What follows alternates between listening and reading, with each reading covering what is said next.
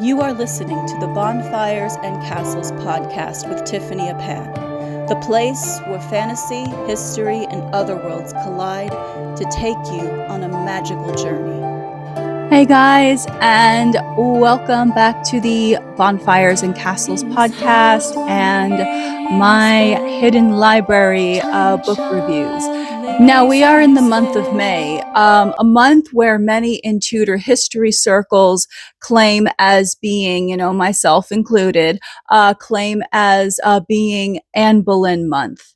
Because this was the month when Anne was arrested and tried and charged with a lot of bogus charges and was sadly executed. And as were 5 other men with her, George Boleyn, who, her brother, as well as Henry Norris, William Brereton, Sir Francis Weston, and Mark Smeaton. Now, as I said, I and many others definitely believe that they were all innocent of all of what they were accused of, and that it was part of some big conspiracy on Henry VIII's part to try and get rid of Anne Boleyn, as he had gotten rid of Catherine of Aragon before her. But the difference was with Catherine of Aragon, she was basically sent to live in exile, and she was treated very horribly too. I mean, I will say, yes, I'm an Anne Boleyn fan. However, I don't agree with how Catherine of Aragon was treated. I thought that was uncalled for. But Anne Boleyn was also executed, and and I will be getting into, because I do have a morally gray history series that I will be getting into, and I'll be talking more about my thoughts on Henry's Great Matter and how, this whole Catherine of Aragon versus Anne Boleyn, and then Anne Boleyn versus Jane Seymour. I just think it's so old that we are pitting women against each other like that. And it's like, come on, it's old, it's sad, it's tired. How about we actually, blame who actually was playing everybody against each other, but that's for another episode.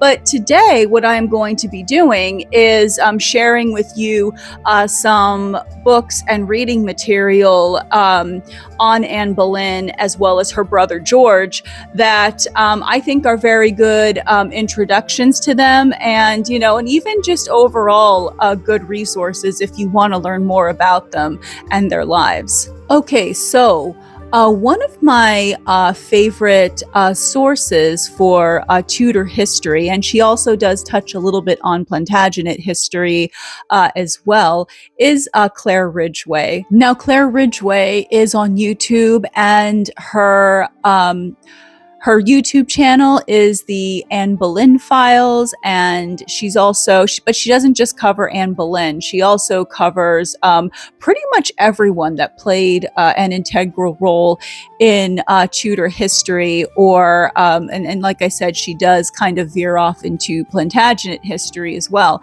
However, she has done several great videos just debunking all of these rumors and myths surrounding Anne Boleyn and the Boleyn family. And she's written several books now at this point. And I do have some of them, and I do plan to read more. But I definitely recommend checking her out. However, I'll also show you a couple of the books by her that I have, and why I recommend them. Okay, so first up, it's the Anne Boleyn collection. Now, this one I think is a very good starter's guide to Anne Boleyn and the Boleyn family in general. She just really delves into all of the myths and debunks, basically what's fact versus fiction. And and she does a very good job with it too. I do like her narration. She does have a, really cool sense of humor, as well as she, as she writes these books, and also talks about, her findings on her YouTube channel. So a little of what she discusses in this book is raising the question of should Anne Boleyn be officially pardoned and reburied as queen, as opposed to where she's currently buried right now. And Anne Boleyn and the other Boleyn girl, which, yes, I do have a few bones to pick with the other Boleyn girl. Not really a fan of that. Now, I can understand that coming from like a perspective of, okay, what if the charges against her were true? How would that have looked like? Okay, I totally get that. However, there are a lot of people out there that view the other Boleyn girl as complete and total fact, and it is not. Okay? Hate to burst your bubble, but it is not. And also, did Anne Boleyn dig her own grave? Did she kind of get herself, in trouble? And, my thoughts on that, I kind of yes, kind of no, because she did, she was known for being very outspoken. And, she did say a couple of things that, because they were trying to look for things to, trump up against her and everything, they were looking for charges to build against her. But of course, she didn't know that. It was one of those unfortunate things where it's kind of like anything you say can and will be used against you. And because she was very outspoken, sometimes she did kind of go off on stuff. And, and because she was known for quick wit, quick banter, for being someone who was very outspoken, especially compared to a lot of the other women of her time. I still don't think she should have, I don't think what happened to her should have happened to her. However, I can also kind of understand how some people might say, well, she said A, B, and C, and that's kind of what got her in trouble. So I can kind of understand that, but still, that still doesn't make you guilty, though. So, but like being outspoken doesn't make you guilty, basically. And it also delves into the other wives of Henry VIII and a lot of the other, because they all have stereotypes against them. And, and she also kind of digs in and debunks like the stereotypes about, Catherine of Aragon and Jane Seymour and, Anne of Cleves, Catherine Howard, and Catherine Parr. So she also delves a little bit into that, which I also find very fascinating. And then, of course, she also gets into the stuff that Anne was accused of, and, debunks all of those as well. But yeah, I do think that this is a very good startup book. Just like the overall tone and language of it, I think, she makes history very relatable and very approachable, whether you're reading one of her books or watching her YouTube channel. Now this one, it's the Anne Boleyn Collection Part 2. And this is Anne Boleyn, about Anne Boleyn and the Boleyn family.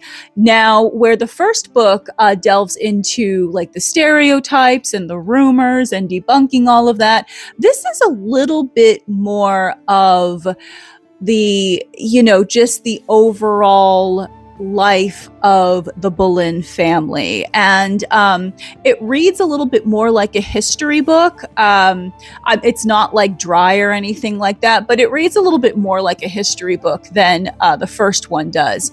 But it gets into, just things about, how her parents, how her parents got together and, the order of birth of all of her siblings in the family, because Anne Boleyn did have more than the two siblings that we hear about, which is Mary Boleyn and George Boleyn. Her parents did have more children, but unfortunately, Anne, Mary, and George were the only ones that survived into adulthood. So basically, this book gets into like the origins of the Boleyn family, Anne Boleyn's date of birth, which there are a couple of, back and forths about that. Anne Boleyn's love life prior to Henry VIII, Anne Boleyn and her relationship with Henry Percy, also her engagement to James Butler, and it's rumored and supposedly Henry VIII put a stop to that because Henry did pursue her for 7 years, which is like pretty crazy when you think about it. And and then it gets into her pregnancies and miscarriages, and it gets into just like and it delves a little bit more deeper into like the accusations and all of that. So but this is a good follow-up to the other book, and that is the Anne Boleyn collection 2. And if you want to learn more about her brother George, this is an excellent book. George Boleyn, Tudor poet, courtier, and diplomat, and it's written by Claire Ridgway and also Claire Cherry. So this was a joint effort. But this is also a great book about George, because George was also a very fascinating person as well. It gets into like his poetry, his thoughts on religion, also his marriage, and the accusations against him, and of course getting into debunking all of those because the accusations were dumb. But it overall, it's a great book, and it also gets into like the aftermath after their executions and everything. So I also, so this is one that I do recommend if you want to learn more about George Boleyn. Okay, so those are a couple of my recommendations. If you want to learn more about Anne Boleyn, the Boleyn family, and her brother George, those are some great ones to check out. And I always recommend going and checking out Claire Ridgway's YouTube channel, the Anne Boleyn Files.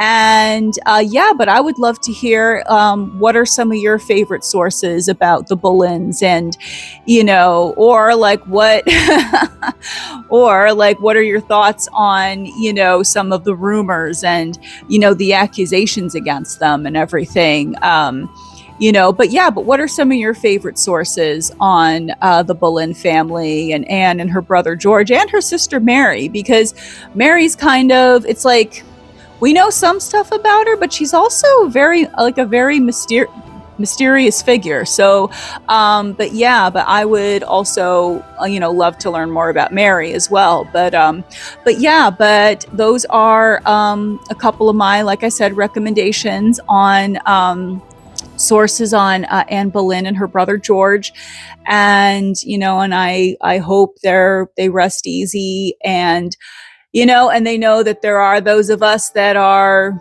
pulling for them, pulling for them, and for their reputations to be restored, and and I think we've been making good progress with that. Those are my choices, and I think those are good starter choices for learning more about them. But definitely go check out Claire Ridgway's channel, and I will leave a link to my song Rise of the Falcon, which I do dedicate to Anne Boleyn, as well as her brother George, and Henry Norris, William Brereton, Francis Weston, and Mark Smeaton. I hope you guys have all found happiness where you're at. So, all right, well, that's it for this video. This is the Bonfires and Castles Hidden Library series. So I will see you in the next video. All right, take care, be safe, and I will see you someplace in time. Tonight, sleeping neath the starlit sky, as he dreams he sees them fly.